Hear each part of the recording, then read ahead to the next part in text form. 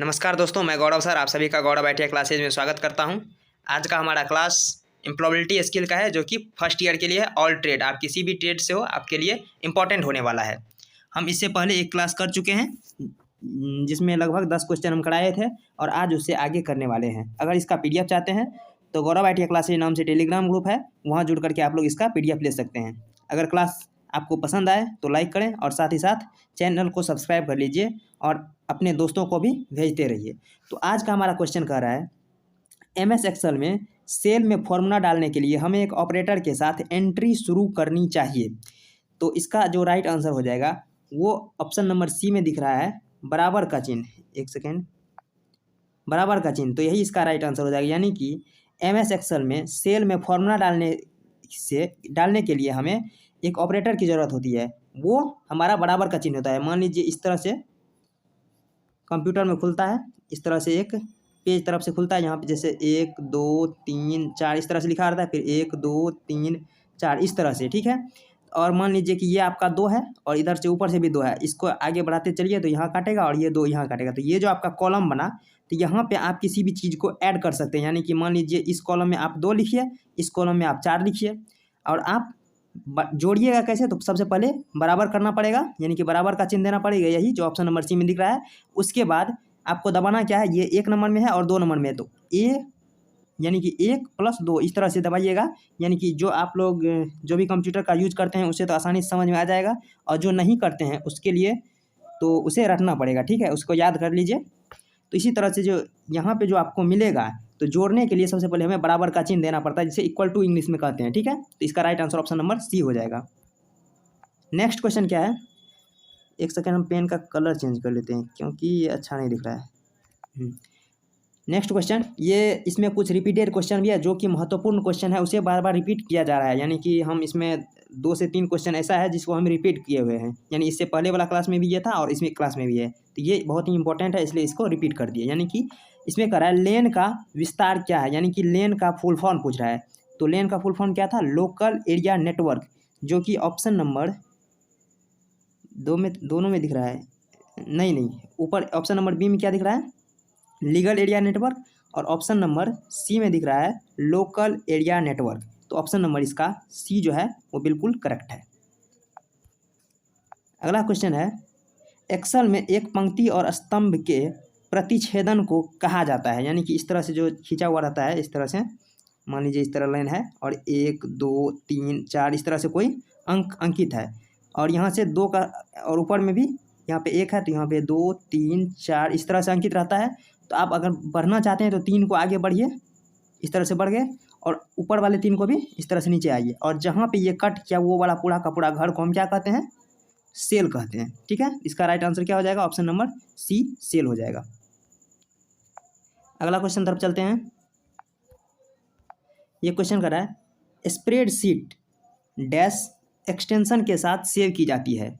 यानी कि स्प्रेडशीट को जो सेव किया जाता है वो आपका एक्सेल में सेव किया जाता है, यानी कि सेव किया जाता है। अगर आप किसी चीज़ का डॉक्यूमेंट बनाते हैं, यानी कोई चीज़ डॉक्यूमेंट में सेव करते हैं, तो यानी कि सेव होने के बाद वो वहाँ पे लिखा जाता है .doc। अगर उसको पीडीएफ बदलते हैं तो पीडीएफ में बनने के बाद वहाँ पे लिखा जाएगा .pdf। उसी तरह से फोटो, तो फोटो नहीं, इसमें हाँ शायद फोटो में, तो MP3 दिखाता है, MP3 फोटो में नहीं, शायद गाना में दिखाता है। आप इसको देख लीजिएगा अपने अनुसार। और एक्सेल, जो एक्सेल होता है, स्प्रेडशीट जो एक्सेल में सेव किया जाता है, तो उसके अंतिम में .xl और s दिखाता है। तो इसका right answer option number A हो जाएगा। एक बार साफ कर लेते हैं ताकि आप लोग को सही से दिखे।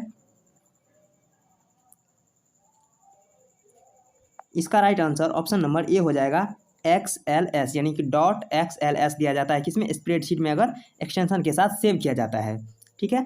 तो इसका राइट आंसर ए हो जाएगा। नेक्स्ट क्वेश्चन तरफ चलते हैं। नेक्स्ट क्वेश्चन कह रहा है, किस ओरिएंटेशन में टेक्स्ट की लंबाई के हिसाब से प्रिंट किया जाता है।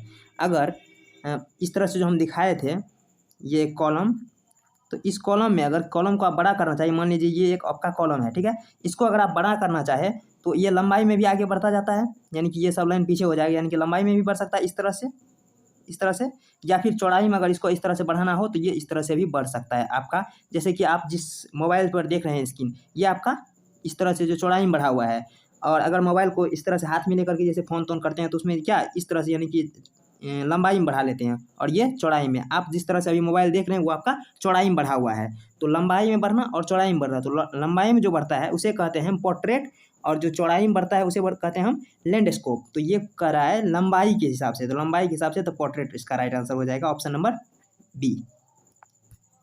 नेक्स्ट क्वेश्चन कर रहा है स्प्रेडशीट डैश एक्सटेंशन के साथ सेव की जाती है। ये क्वेश्चन वही रिपीटेड क्वेश्चन है, तो इसका भी राइट आंसर क्या हो जाएगा, स्प्रेडशीट के साथ यानी कि एक्सटेंशन में सेव किया जाता है, तो इसका भी राइट आंसर .xls हो जाएगा। ठीक है, अगला क्वेश्चन कह रहा है प्रोग्राम जो अन्य प्रोग्राम को संशोधित करके संक्रमित करता है उसे कहा जाता है, यानी कि वही जो दूसरा प्रोग्राम को खराब करे उसे क्या कहते हैं, तो वो वायरस होता है। इससे पहले वाला भी क्वेश्चन में भी था, ये रिपीटेड क्वेश्चन है क्योंकि ये बहुत ही इंपॉर्टेंट है। अगला ये क्वेश्चन कर रहा है MS एक्सेल में वर्कशीट के संग्रह को डैश के रूप में माना जाता है, यानी कि वर्कशीट के संग्रह को, यानी मान लीजिए कि ये आपका एक पेज है, इस तरह से जो पेज बहुत सारा पेज है उसका जो संग्रह होता है उसे हम कहते हैं वर्कबुक। ऑप्शन नंबर ए में जो दिख रहा है वो होता है वर्कबुक। अगर एक पेज रहे तो उसे कहते हैं हम वर्कशीट, यानी कि अगर एक सीट तो वर्कशीट, और अगर ढेर सारा सीट तो उसे कहते हैं हम वर्कबुक। इसलिए इसका right answer option number A हो जाएगा, वर्कबुक। नेक्स्ट क्वेश्चन कर रहा है किस ओरिएंटेशन में टेक्स्ट की चौड़ाई के हिसाब से प्रिंट किया जाता है, यानी कि अगर टेक्स्ट के चौड़ाई के हिसाब से प्रिंट किया जाए तो वो हमारा लैंडस्केप हो जाता है, और अगर लंबाई के हिसाब से करें तो वो हमारा पोर्ट्रेट होता है। इसलिए इसका right answer option number B हो जाएगा, लैंडस्केप, क्योंकि ये चौड़ाई के हिसाब से किया गया है। नेक्स्ट क्वेश्चन नेक्स्ट कर रहा है MS पेंट में कौन सा एक्सटेंशन समर्थित नहीं है, यानी कि पेंटिंग करने के लिए अगर आप निकालते हैं तो उसमें कौन सा जो यानी कि .doc .png .jpeg या .gif, यानी कि इसमें से कौन सा है जो कि समर्थित नहीं करता है किसमें, पेंट करने वाले में।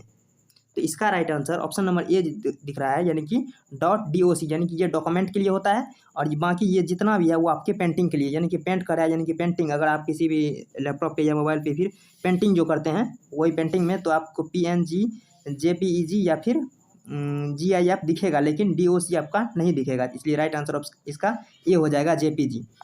नेक्स्ट क्वेश्चन कह रहा है अचानक और प्रबल भावना को व्यक्त करने वाले शब्द को क्या कहा जाता है। अचानक और प्रबल भावना, यानी कि इसे एक्साइटमेंट कह सकते हैं, यानी कि विस्मयाधिबोधक, यानी कि विस्मय प्रकट होना। इसलिए राइट आंसर इसका ए हो जाएगा, विस्मयाधिबोधक। जबकि विराम चिन्ह कुछ होता नहीं, विराम चिन्ह किसी भी शब्द को समाप्त करने के लिए किया जाता है, समायोजन किसी को जोड़ने के लिए। इस तरह से इसका राइट आंसर हो जाएगा विस्मयाधिबोधक, जो कि इसका इस तरह से साइन होता है। अगला क्वेश्चन देखते हैं। अगला क्वेश्चन कह रहा है चर्चा शिष्टाचार का क्या करें और कौन सा, यानी कि अगर शिष्टाचार में है तो क्या आपको करना चाहिए। तो आप अपना आपा ढीला करो, ये नहीं, यानी कि आप एक तरह से लूज हो जाओ, ऐसा नहीं है। अप्रासंगिक विवरण के बारे में बात करें, ये भी नहीं है, यानी कि जो ज़रूरत की चीज़ नहीं है उसको अगर चर्चा कीजिएगा तो वो शिष्टाचार के संदर्भ में नहीं होता है। अभद्र या अशिष्ट भाषा का प्रयोग करें, ये तो नहीं होना चाहिए। यहाँ दूसरों की बात सुनो, यानी कि दूसरों की बात को पहले सुनो फिर अपनी बात को रखो, तो वो होता है हमारा एक शिष्टाचार वाला बात। तो ये ऑप्शन नंबर बी इसका राइट हो जाएगा। आप PDF के लिए गौरव ITI क्लासेज नाम से टेलीग्राम ग्रुप है, वहाँ से जुड़िए और PDF डाउनलोड कीजिए। इसके बाद है शिष्टाचार का मत करो कौन सा, यानी कि शिष्टाचार में नहीं करना चाहिए, क्या शिष्टाचार में नहीं करना चाहिए। तो दिमाग खुला रखना, जी बिल्कुल, दिमाग अगर खुला रहेगा तभी तो आप उसके बात को कैच कर सकिएगा। यानी दिमाग खुला नहीं मतलब ये नहीं कि पगड़ी खोल देना या टोपी खोल देना, यानी कि ओपन माइंड होना, यानी कि आप किसी भी बात को अपने अंदर समझ सको, इसके लिए खुला माइंड होना, ये सही है। मध्यम स्वर का प्रयोग करें, अगर आप किसी के साथ शिष्टाचार से बात कर रहे हो तो वहाँ पे आप जोर से चिल्लाने की आपको कोई ज़रूरत नहीं है, आप उसे आराम से ही समझ सकते हैं, यानी कि आप अपनी बात को दूसरे को समझा सकते हैं और दूसरे की बात को अपने अंदर समझ सकते हैं। इसके लिए आपको मध्यम स्वर यानी कि आराम से बोलने की ज़रूरत होती है। दूसरों की बात को सुनो, बिल्कुल सही, अगर शिष्टाचार से बोल रहे हो तो दूसरों की बात को सुनिए फिर अपनी बात रखिए। और कहता है अनावश्यक बहस करें, तो अनावश्यक बहस नहीं करना चाहिए शिष्टाचार में। शिष्टाचार में जो ज़रूरत की चीज़ है उसी पे बात करना चाहिए, अनावश्यक बहस नहीं करनी चाहिए। इसलिए इसका right answer option number D हो जाएगा, अनावश्यक बात नहीं करनी चाहिए। नेक्स्ट क्वेश्चन क्या है, कंप्यूटर का दिमाग कौन सा है? यानी कंप्यूटर का दिमाग सीपीयू होता है। ये इससे पहले क्वेश्चन में शायद दिमाग कह के नहीं क्वेश्चन था, लेकिन सीपीयू का बात आया था। उसमें क्या सीपीयू में किस किस से बना होता है? सीयू यानी कंट्रोल यूनिट और ALU arithmetic and logic unit से बना होता है। अर्थमेटिक यानी मैथ और लॉजिक समझ सकते हैं रीजनिंग। तो सीपीयू जो होता है वो कंप्यूटर का दिमाग माना जाता है। नेक्स्ट क्वेश्चन कर रहा है कार्डिनल नंबर कौन सा है? कार्डिनल नंबर वो होता है जैसे कि 1 2 3 4 5 इस तरह से कह सकते हैं, या फिर ONE1 इस तरह से, TWO2 इस तरह से, 3 4 इस तरह से लिख सकेंगे तो वो हमारा हो जाएगा कार्डियल नंबर। जबकि ये जो VIIXI ये सब जो है इसका मतलब ये 5वां 6ठा यानी 5th 7th 11th इस तरह से कहना होगा। तो कार्डियल नंबर में 10 आएगा, या फिर 1 2 3 करके लिखे तो वो आ जाएगा, लेकिन 6th 7th 8th यानी कि वो जो एक श्रेणी को दर्शा रहा है ऐसा नहीं आना चाहिए, उसमें सिर्फ और सिर्फ एक नंबर आना चाहिए। इसलिए इसका right answer option number A हो जाएगा। इसमें भी कह रहा है कार्डियल नंबर कौन सा है, तो वही 3 इसका राइट आंसर हो जाएगा कार्डियल नंबर। ये सब तो 10th ये 2nd, इसके बाद ये क्या है 4th इसको दर्शा रहा है, जबकि 3 एक नंबर दर्शा रहा है, ये कार्डियल नंबर है। अगला क्वेश्चन करा है कार्डियल नंबर कौन सा है? इसमें देखिए तो यहाँ देखिए 1 ये सिर्फ और सिर्फ 1 है, एक नंबर है, ठीक है। 5th यानी कि दर्शा रहा है ये कि चौथा, 8th 8वां, 2nd दूसरा ये दर्शा रहा है, लेकिन एक नंबर को नहीं दर्शा रहा है। नंबर दर्शा रहा है सिर्फ 1 जो कि ऑप्शन नंबर ए में है। इसलिए इसका राइट आंसर ए ही हो जाएगा। आज के लिए बस इतना ही, आगे क्वेश्चन जो है वो कल करेंगे। आप लोग कमेंट करके बताइएगा कि कल हम इम्प्लॉबिलिटी लाए या फिर WCS लाइए, ये कमेंट करके आप लोग बताइएगा। उसके बाद हम उसके हिसाब से आपको क्वेश्चन देंगे। तो आज के लिए बस इतना ही। अगर वीडियो पसंद आए तो लाइक करिए और साथ ही साथ दोस्तों को शेयर करिए, और चैनल पे नए हैं तो चैनल को सब्सक्राइब कर लीजिए और बार बार रिवीजन करते रहिए। और आप अगर चैनल पे नए हैं तो चैनल को सब्सक्राइब कर लीजिए। इसी के साथ आज का क्लास समाप्त करते हैं। धन्यवाद।